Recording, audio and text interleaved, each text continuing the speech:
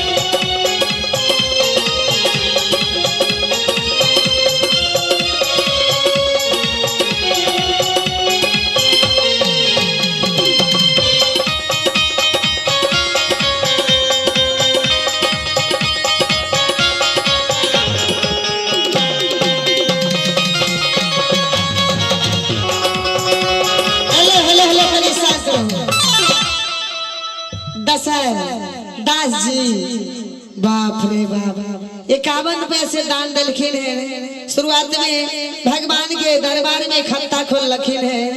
भगवान ओकरा कल्याण करे बाल बच्चा के अच्छा करे ता बुझे छे।